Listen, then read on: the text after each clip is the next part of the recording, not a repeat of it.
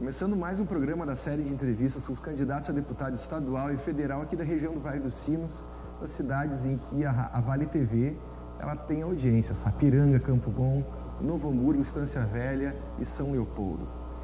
Hoje eu recebo aqui a candidata a deputada federal, Paloma Daut. Muito obrigado pela tua presença, seja muito bem-vinda aqui na Vale TV. Obrigada, eu agradeço o convite, estar podendo participar aqui do programa com vocês e poder expor um pouquinho do que a gente está pensando com a nossa candidatura aqui no Vale dos Sinos. A gente tem conhecimento que a tua candidatura ela tem pautas bem de esquerda, ela busca bastante social, e especialmente a linha do feminismo. Conta um pouco pra gente quais são as pautas que tu tens trabalhado para a tua candidatura. Bom, acho que é bacana começar falando de onde que vem a candidatura para a gente poder compreender por que o feminismo se faz presente e é tão importante para a nossa candidatura, né? A minha candidatura ela é uma candidatura que nasce de um movimento coletivo, de dentro do pessoal e de fora do partido, e que tem como eixo principal de discussão o feminismo e a vida das mulheres, porque a gente entende a necessidade das mulheres estarem ocupando os espaços da política. Sendo que no país, né, o Brasil é o país da América do Sul com o menor número de representação das mulheres na política, né? Então a gente tem que estar lá dentro dos congressos federais, do Senado, na Assembleia Legislativa do Rio Grande do Sul e todos os estados do Brasil, para poder fazer com que as pautas das mulheres estejam nesses espaços, porque senão as pautas não chegam até lá. O que acontece hoje, né? A gente olha para o Congresso Federal e a gente vê um congresso praticamente de homens, com muitas poucas mulheres e poucas mulheres que representam as mulheres.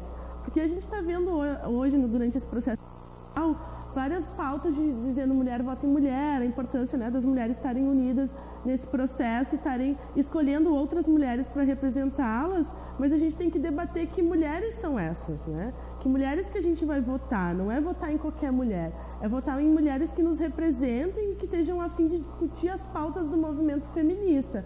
A gente está vendo no processo eleitoral mulheres que representam o agronegócio. O agronegócio não me representa e não representa a pauta da vida das mulheres do campo, por exemplo, né? É o agronegócio que está matando as mulheres, que está envenenando as nossas mesas, que envenena as mulheres do campo e os seus filhos e filhas. Então não é esse tipo de representação política de mulheres que a gente espera. Então quando a gente faz esse debate, a gente está falando de candidaturas e mulheres que, como nós, defendam políticas públicas para nós mulheres, que defendam um SUS 100% público.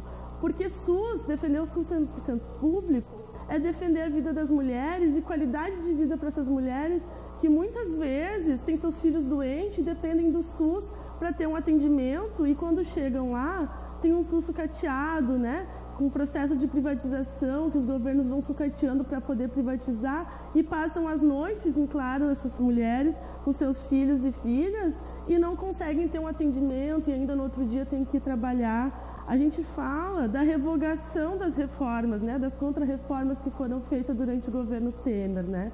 Contra a PEC do teto dos gastos públicos, que sucateia o SUS, sucateia o ensino público e que afeta as nossas vidas, né? Contra uma reforma trabalhista, que afeta principalmente a vida das mulheres, porque historicamente no país, os empregos mais precarizados, mais subalternos são das mulheres. E quando a gente faz uma reforma trabalhista, isso vai afetar diretamente as nossas vidas, né? Uma lei da terceirização, que terceiriza todas as atividades. O que acontece? Hoje, a maioria das empregadas terceirizadas são mulheres e são os empregos com piores condições de trabalho, menores salários e também com maior índice de acidente do trabalho, né? Significa que as mulheres estão literalmente morrendo nos seus postos de trabalho, quando a gente olha para esses dados, né? E esse é um ano muito importante, assim, para o movimento feminista, que ele vai dialogar com uma pauta central e histórica do nosso movimento, que é a pauta da legalização do aborto, e que é bastante polêmica em diversos setores, né? E dentro do nosso Congresso Federal. E ela entra em pauta num momento muito oportuno, né? Porque a gente vê a América do Sul inteira sendo forçada a voltar a debater a legalização do aborto e a vida das mulheres. Porque a Argentina nos dá um exemplo e a prova dentro do seu Congresso Federal a legalização do aborto, que pode ser derrotada em segunda instância dentro do Senado, né? E que a gente não considera que é uma derrota, porque pela quantidade de mulheres auto-organizadas que vão para a rua e fazem o debate e nos fazem aqui no Brasil também debater, junto com o movimento que foi puxado pelo PSOL e pela ANIS, com a DPF 442, que pautava a regulamentação do aborto no país, a gente vê que as mulheres mais uma vez se unem em torno dessa pauta e vão para as ruas para dizer que é das nossas vidas que nós estamos falando, né? Que são dos nossos corpos, que as mulheres estão morrendo fazendo abortos clandestinos em clínicas que são verdadeiros açougues, e tem uma grande hipocrisia na nossa sociedade que não quer debater o tema, que quer dizer que nós, mulheres, somos contra a vida, né? Que nós somos para a morte, mas, na verdade, o debate não é esse, né? Independente de eu ser contra ou a favor da legalização do aborto, existe uma realidade. As mulheres fazem aborto em clínicas clandestinas e elas morrem. A gente está falando da vida dessas mulheres que estão principalmente da periferia e estão morrendo diariamente nesses processos, né? E como é que a gente pode fazer com que isso não aconteça, né? A gente precisa dar conta de assistência de saúde. A gente tem um exemplo do Uruguai, que legalizou o aborto, não só em caso de estupro, e a gente vê uma redução, inclusive, do número de abortos, né? Porque tem acesso à informação. A gente não está debatendo só a legalização do aborto, né? A gente quer educação sexual para poder decidir, né? Métodos contraceptivos para não abortar e aborto legal e seguro para não morrer. Então é todo um debate que vem sendo travado dentro do nosso país por uma crescente conservadora, né, que nos coloca limites dentro dos debates da vida das mulheres e ainda mais em momentos de crise, como a gente vive, em que os primeiros ataques são sempre a juventude e a vida das mulheres. A gente ataca as minorias, a gente quer retirar os direitos e forçar que a gente seja ainda cada vez mais oprimidos e oprimidas dentro desses processos. Então as mulheres jovens vão sofrer muito mais dentro disso tudo. Então essas são algumas das coisas que para nós é central dentro da campanha, tá discutindo as nossas vidas, né, e a vida dessas pessoas que estão morrendo dentro desse processo de sucateamento do Estado público e de não falar sobre a vida das mulheres, que é tão importante. Mais ou menos isso que a gente está pensando. Queria saber de ti sobre o tamanho do Estado. É uma questão muito importante, as pessoas falam da importância do equilíbrio das contas do Estado e as pautas que a esquerda vem trazendo é de um Estado um pouco maior, que ele abarque mais as arestas, né, da população, e a linha liberal já busca um Estado mínimo, onde apenas as questões essenciais e a livre iniciativa seja contemplada. Qual a tua opinião sobre isso? Quais são as linhas da tua candidatura nesse sentido?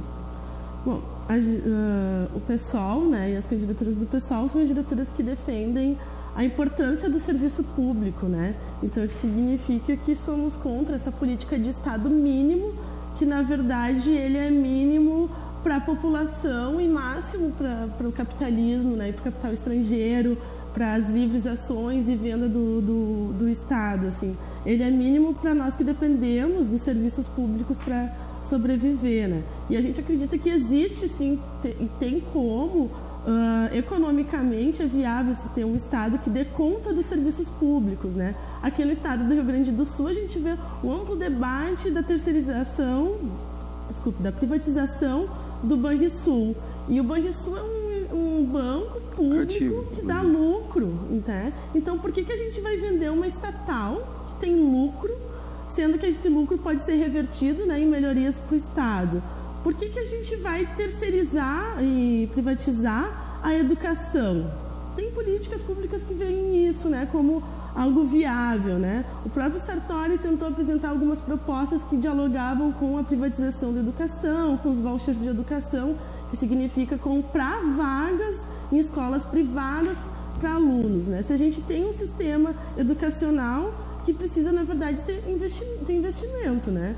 Por exemplo, no estado do Rio Grande do Sul, o Sartori não paga os salários em dia dos professores e das professoras, mas ele recebe do Fundeb um valor superior ao salário dos professores que daria conta para pagar o salário e ainda teria uma sobra para investir em educação. Então, na verdade, o que tem acontecido são políticas de sucateamento do serviço público e não uma falta de verba para investir no serviço público, né? É óbvio que a população periférica precisa do Estado, precisa que o Estado dê conta das suas vidas, né? É um direito nosso, né? É um direito nosso ter acesso à educação, à saúde, a transporte público, né? Que seja realmente público. Esse é um debate que entrou em voga muito em 2013 com as manifestações e que a gente viu os monopólios das grandes empresas, né? Então, quando o Estado ele faz essa política de privatização, na verdade ele está fazendo com que o 1% mais rico do país fique cada vez mais rico e a gente tenha cada vez menos acesso aos serviços públicos, né? A privatização ela não é para universalizar os serviços, para a gente ter uma melhor educação, uma melhor saúde. Na verdade, é para poucos terem uma melhor educação e um melhor serviço de saúde e os 99% continuarem cada vez mais marginalizados, né? A segurança pública é outro tema sensível a toda a população. Como é que tu analisa uma solução para essa crescente criminalidade que acontece? E eu gostaria que tu aproveitasse e linkasse isso com a liberação da maconha. A pauta da segurança pública eu acho que é uma pauta importantíssima, né? E, por exemplo, esse é um dos debates que a gente vem fazendo com a candidatura, por me apresentar como uma mulher jovem que tem vínculo ainda com os movimentos de juventude. E no estado do Rio Grande do Sul, entre 2011 e 2016, a gente tem um acréscimo de mais de 50% do índice de homicídios da juventude, né? E o que isso significa? Que a gente tem um caos na segurança pública e que as propostas que já estão colocadas não dão conta de ter respostas para a segurança pública. Então a gente defende o que seria um processo de desmilitarização da Polícia Militar. A gente acredita que a Polícia Militar e o Estado, né, é um órgão de repressão em diversos momentos e de genocídio, literalmente de um genocídio, numa travesti da guerra às drogas e que coloca isso como central dentro de um processo e que está matando a periferia, né, a juventude periférica, na grande maioria jovens homens negros, né, que estão morrendo dentro desse processo. Então, para a gente defender uma segurança pública eficaz, a gente precisa pensar num outro modelo de polícia que não é militarizado, né? Que não comete um genocídio contra os mais pobres. E isso também tem muito a ver com acesso à cultura, por exemplo, né? Segurança pública é debater ocupação dos espaços públicos, né? Como é que a gente faz com que a população esteja na rua ocupando os espaços públicos, que tenha acesso à cultura, à educação. Então a gente tem que pensar em tudo isso. E a guerra às drogas, ela na verdade, ela tem um porquê, né? A gente precisa ter motivos para dar conta de marginalizar e criminalizar a pobreza. E é isso que a guerra às drogas faz, né? Então a legalização da maconha e uma outra política que olhe para as drogas no país é necessária quando a gente se fala de segurança pública, porque a que a gente tem hoje já não dá conta, né? Então a legalização da maconha, além da maconha não ser uma droga, enfim, né? A gente vê tantas outras drogas medicinais e ilícitas que são muito mais danosas à saúde, e aí a gente vê a maconha dentro das drogas criminalizadas, né?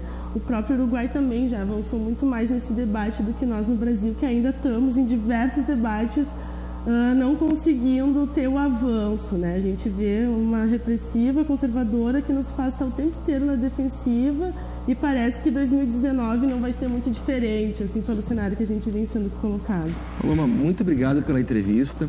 Nosso tempo é curtíssimo, tu vê que para a gente conseguir desenvolver a fundo vários temas acaba sendo curto, mas a gente de qualquer forma quer agradecer e dizer que o espaço da Vale TV está sempre aberto para a tua voz.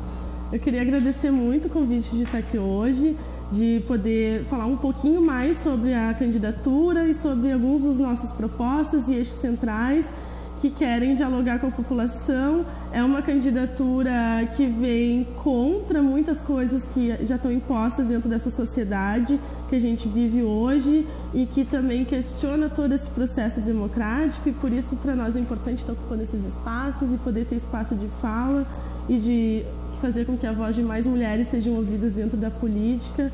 E eu agradeço muito essa oportunidade e espero contar também com o apoio dos telespectadores que estão nos assistindo hoje. Muito obrigada. Obrigado.